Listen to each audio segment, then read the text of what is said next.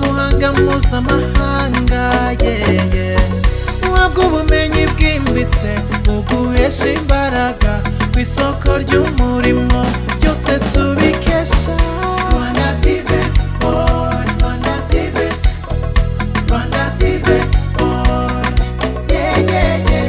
Rwanda TVET Board, Rwanda TVET, Rwanda TVET Board, Rwanda TVET Board, Rwanda TVET, Rwanda TVET Board. Ikoranabuhanga rya mudasobwa kubaka ibikorwa remezo bigezweho tekinoloji ikora mu nganda ingufu z'amashanyarazi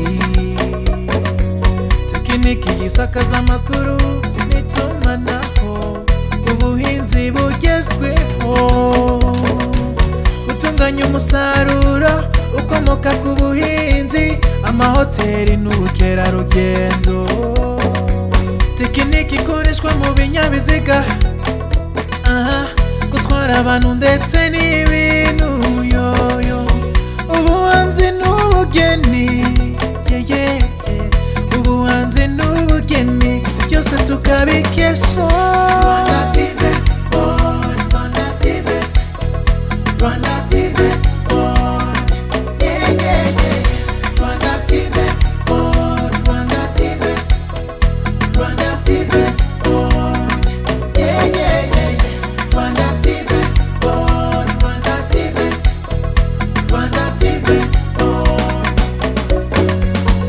Aya masomo aravuguruye akuganisha ku isoko ry'umurimo ku ruhando mpuzamahanga niba usoje level 5 wakwiga engineering mu mashuri makuru na kaminuza siyansi n'indimi byakugeza hose ku isi y'umurimo byose tubikesha Rwanda TVET Board, Rwanda TVET, Rwanda TVET Board, Rwanda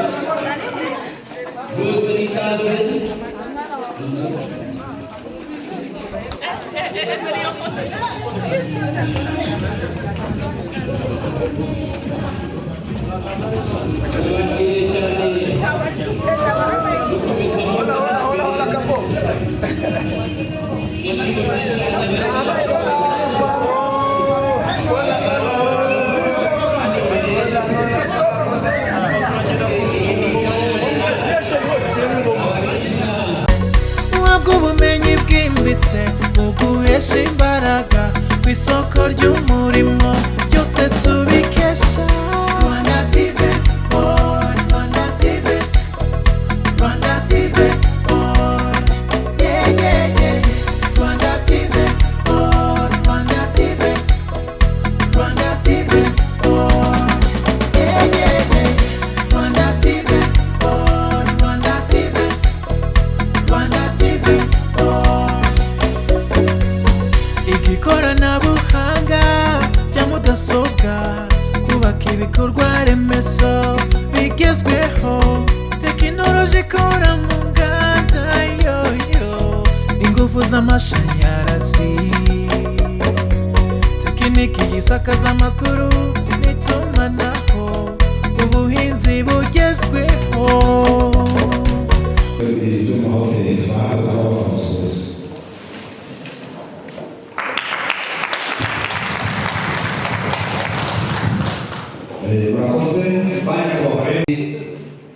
offre cyangwa se hari amahirwe yabonetse ku bufatanye bwa leta y'u Rwanda na Banki Mondiale batanga isoko ku bigo by'amashuri ndetse no ku bigo by'abikorera ku bantu bafite ubushobozi bwo kuba bagira abantu baha ubumenyingiro kugira ngo mu gihugu habeho igikorwa cyo kugabanya ubushomeri ndetse no kumenya guhanga imirimo.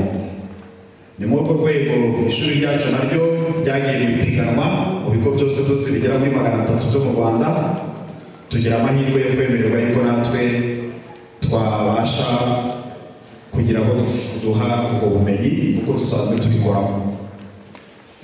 Muri iyi gahunda ikaba yaratangiye tariki ya 20 z'ukwezi kwa gatandatu. Kontra n'ibindi byose byari birangije gutunganywa, noneho abanyeshuri batangira kwiga, bikaba byari biteganyije ko barangiza ku itariki ya 20 z'ukwa 12 byarubahirijwe, bari barangije amasomo yabo. Ubwo rero hakaba hakurikiyeho iki gikorwa cyo kubashyikiriza impamyabushobozi, ari nacyo turimo ubu. Tukaba tugira ngo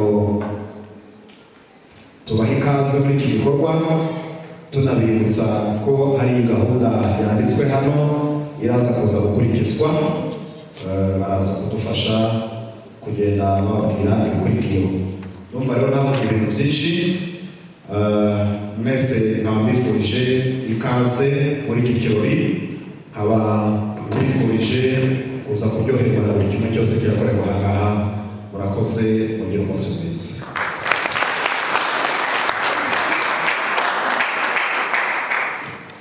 Arakoze cyane umuyobozi w'ishuri, ariko iyo nshyizeho ariko ntabwo biba byanshimishije. Muri abasore, si muri abasore, amashyi mwagiye muhereza, amashyi mugiye kubahereza, noneho tubereke ko tubishimiye, tubereke ko duteranye n'abantu turi kumwe. Mugiye guhaguruka, ndasaba igice cya kane na mekanike bahaguruke, bose bahaguruke, kuko ni exercise yo gukorera hamwe kugira ngo twakire abashyitsi. Okay, ntabwo uyu mwagiye ariko reba ahantu uhagaze, ndetse agiye kureba exercise yo gukora kugira ngo dutange amashyi neza. Igihe hano bahaye ubwo nzajya ntambuka mukoma amashyi, sibyo? Umuntu arakoma amashyi uko nari kugenda, ntabwo turumvikana. Tugiye kubashimira rero abayobozi mu mashyi ya kijeri, ndetse tubereka ko turi strong kandi ko dufite imbaraga. Twatangira gatatu, rimwe, kabiri, gatatu. Tubasuhuza, tugenda tubasuhuza,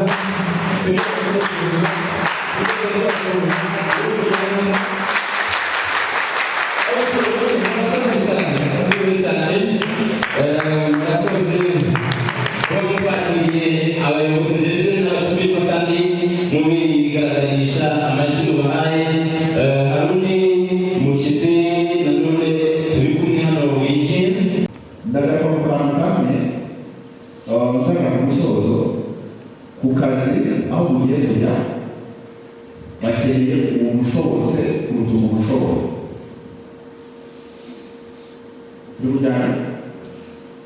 Dukeneye umuntu ushobotse cyane kuruta umuntu ushoboye cyane, kubera ko ku isoko ry'umurimo ushoboye ariko udashobotse byakunda, birakunda. Ariko udashoboye ariko ushobotse bakwigisha birakunda, ukazashobora. Ubwo ndagaruka mu kintu bita indangagaciro na kirazira. Umunyeshuri uturutse n'iki kigo yabonye ubumenyi, yigishijwe indangagaciro na kirazira. Aho mugiye rero reka mutware ya brand, aho uzahagarara muri hoteli, aho uzahagarisha imodoka, bavuge ngo Rubavu Technical College yereza abantu bafite mu mutwe hazima, bafite n'indangagaciro nzima. Ibyo rero birajyana n'icyo twita commitment. Commitment ni ukuvuga ngo ni ukwigeza icyo ushaka kugeraho. Buri bintu byose barabiharanira.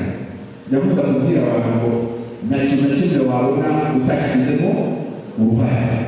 Uyu munsi ubuyobozi bw'ishuri n'abarezi bakoze ibyo bagombaga gukora, siko bimeze, ariko uruhare runini rusigaye ni urwabo. uyu munsi ushatse wafata ubumenyi bw'ibyo wize ugapfundikira ugashyira mu kabati ukicara, ariko uyu munsi ushatse wabwira umutwe wawe ngo ndashoboye kandi ndashobotse, igihe kirageze mu byo ku isoko nanjye ngaragaze umusanzu wanjye mu iterambere ry'igihugu. Siko bimeze? Ndabifuriza rero kuba abantu bashoboye kandi bashobotse. Ndabifuriza ko aho mugiye mugaragaza ko indangagaciro mwahawe, ubumenyi mwahawe bigiye kuba umusemburo w'iterambere mu karere ka Rubavu. Ndarangiza ndasoza bifuriza intsinzi, amahirwe masa aho mugiye, kandi babwira ngo mu karere ka Rubavu ubu aho turi ni ugutanga serivisi kandi serivisi nziza. Anashimira ishuri ko ibyo babigisha ntabwo ari amagambo gusa, ni amagambo ariko ajyana n'iki n'ibikorwa, kuko serivisi zitangirwa aha ngaha mu bijyanye n'ubukerarugendo turazibona ziragaragara, na komite baduhereza kugeza uyu munsi zibikoze. Baratubwira ngo ishuri mwabizanye serivisi baduha ibyo abana bakora biragaragara, birashimishije. Reka rero aho muri mugenda, aho muri mutanga ubumenyi, aho muri mugaragaza ibyo mwize, mugaragaza za ndangagaciro navuga, mugaragaza ko mwavuye ahantu hasobanutse. Ndabifuriza amahirwe masa mu mirimo yanyu mugiyemo, Imana ibahe umugisha. Murakoze cyane.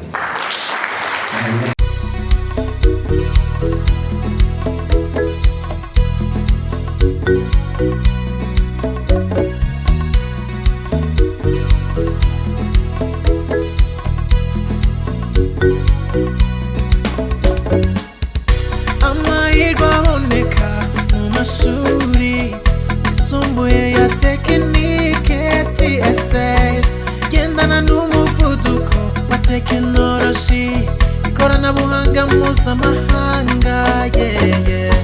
Uhabwa ubumenyi bwimbitse mu guhesha imbaraga ku isoko ry'umurimo, byose tubikesha Rwanda TVET Board, Rwanda TVET, Rwanda TVET Board, Rwanda TVET Board, Rwanda TVET, Rwanda TVET Board, Rwanda TVET Board, Rwanda TVET, Rwanda TVET Board. Ikoranabuhanga rya mudasobwa, kubaka ibikorwa remezo bigezweho, tekinoloji ikora mu nganda, ingufu z'amashanyarazi, tekiniki yisakaza amakuru n'itumanaho, ubuhinzi bugezweho, gutunganya umusaruro ukomoka ku buhinzi, amahoteli n'ubukerarugendo, tekiniki ikoreshwa mu binyabiziga,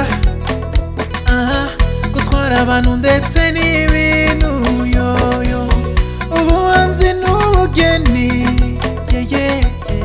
ubuhanzi n'ubugeni, byose tukabikesha Rwanda TVET Board, Rwanda TVET, Rwanda TVET Board,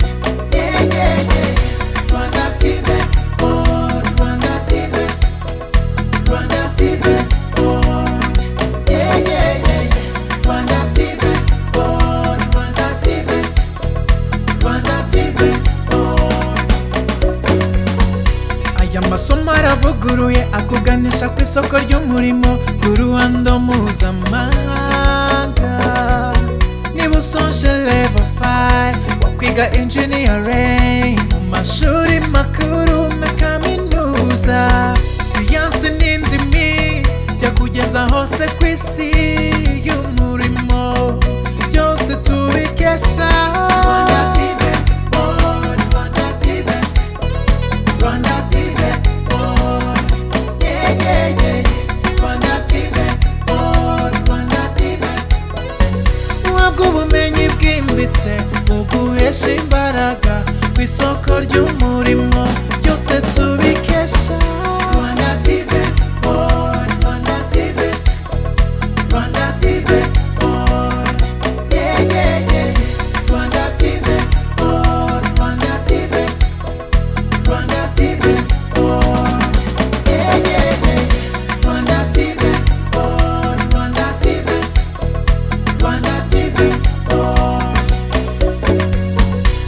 ikoranabuhanga rya mudasobwa, kubaka ibikorwa remezo bigezweho, tekinoloji ikora mu nganda yoyo, ingufu z'amashanyarazi, tekiniki yisakaza amakuru n'itumanaho, ubuhinzi bugezweho, gutunganya umusaruro ukomoka ku buhinzi, amahoteli n'ubukerarugendo, tekiniki ikoreshwa mu binyabiziga, gutwara abantu ndetse n'ibintu yoyo, ubuhanzi n'ubugeni,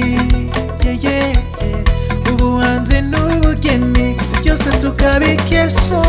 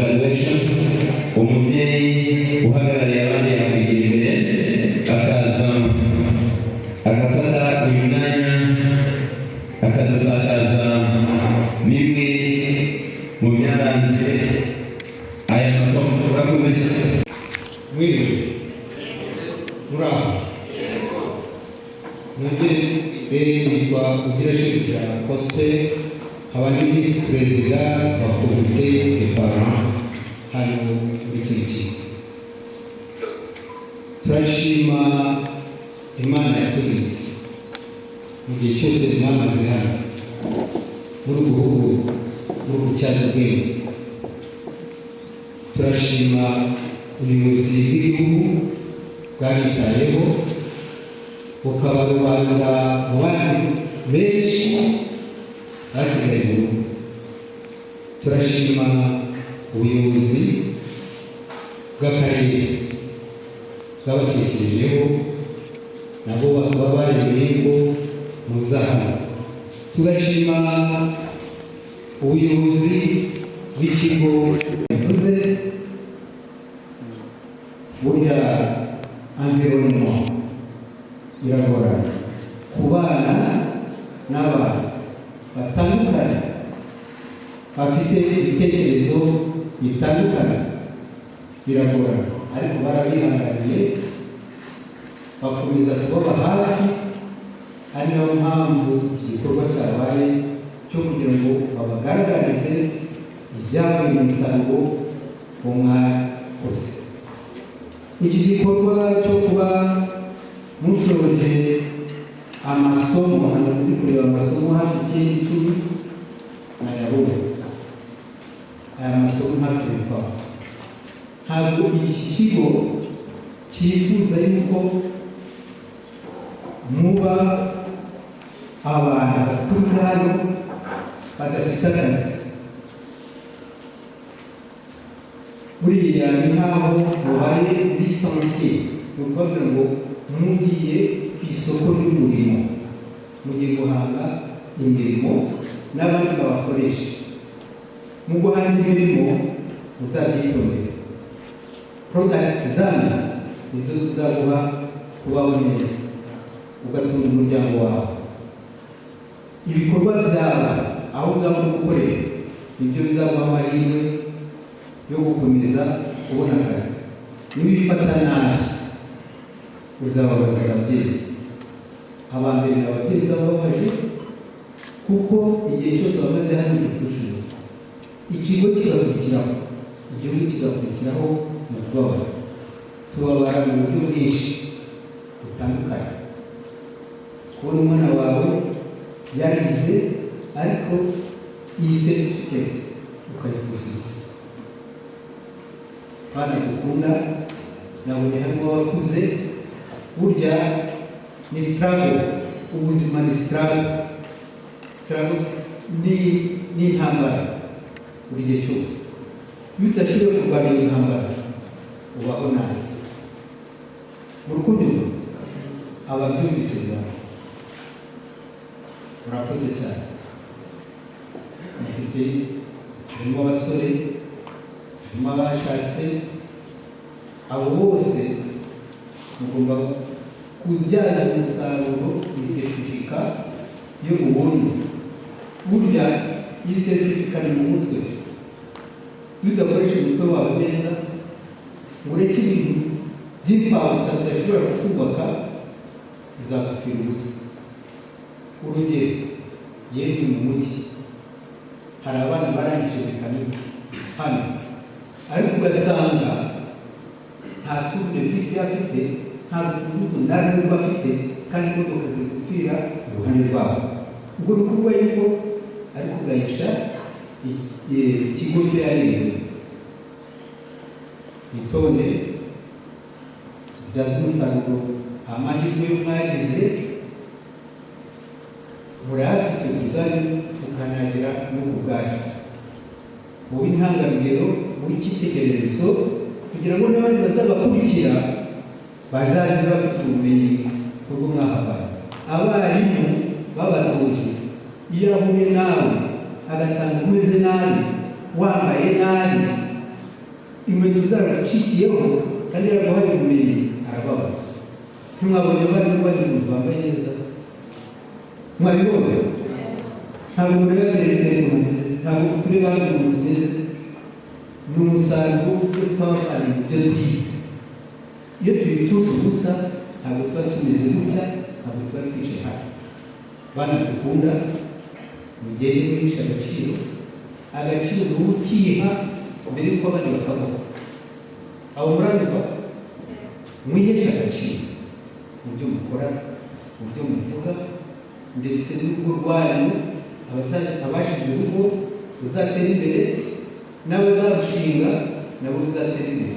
Kuko umusore azagukurikira ajye kukurangagiza, kuko ari kureba yuko ufite ubumenyi, ufite ibyo gukora. Nawe uko uzasanga uriya musore kuko afite ibyo ari gukora, ibyo yavaye hano. Ntabwo nafata igihe kirekire, ni byinshi kandi nawe byinshi murabyibonera. Imana iduhe umugisha muri umwaka dutangiye, tuzumva twishimye nitwongera kubabona tuvuga ngo mwazamutse, mwateye intera ivuye kuri intambwe mufite. Burya tugenda dutera intambwe igihe cyose, hari aho turi, hari aho tuvuye, hari ubwo muzongera kugaruka hano muje no kunyuza. Imana ibahe umugisha. Abandi ku ijambo ryiza atugejejeho, twihuta kugira ngo ibikorwa byose tubikore kandi dusoze kuri gahunda. Mboneyeho umwanya w'amagara kurarika umuyobozi ushinzwe uburezi hano muri murenge wacu wa Nyundo, yigendere mu ijambo rye ryiza ryo kutugezaho, atwemereye ko yazaza gutumira umushyitsi mukuru watugendereye uyu munsi kugira ngo tuze gusoza neza kandi bakoze cyane. Muraho nyakubahwa umuyobozi ushinzwe imari ku rwego rw'akarere, nyakubahwa umuyobozi w'ishuri, nyakubahwa uhagarariye ababyeyi, barimu bareze abanyeshuri, reka mbifurize umunsi mwiza, umunsi wo gusarura.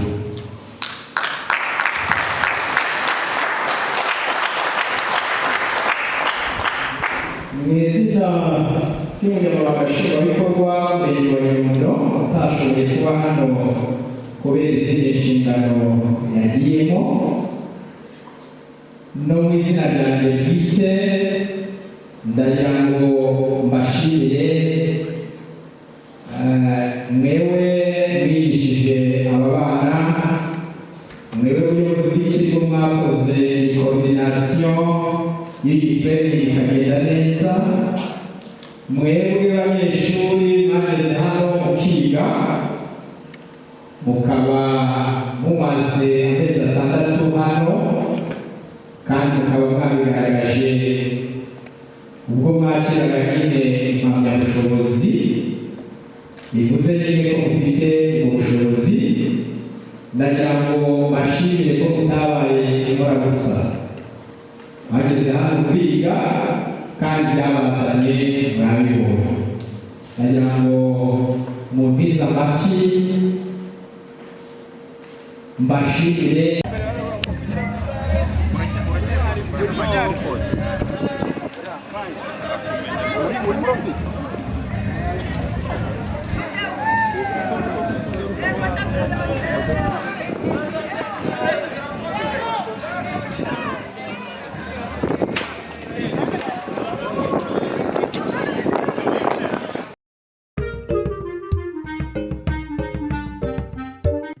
Every quiet service requires experts and caring people.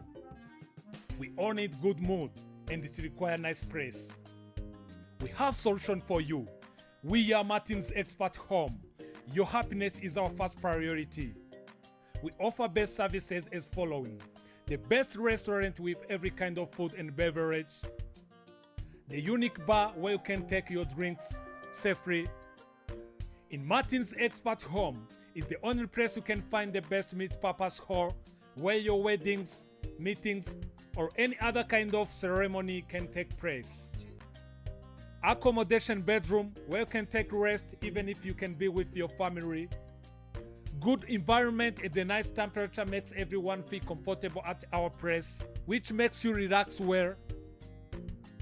We are located in Rwanda, Western Province, Rubavu District, Nyundo Sector, near Fundati Company, at Rubavu Kigali Main Road, 8 km from Gisenyi Town. For more information, please visit our website www.martins-home-rwanda.com, and also make your reservation through our contact number +250 78 96 78 633. Martin's Expert Home. Quality is created by experts and it has its value. You are most welcome.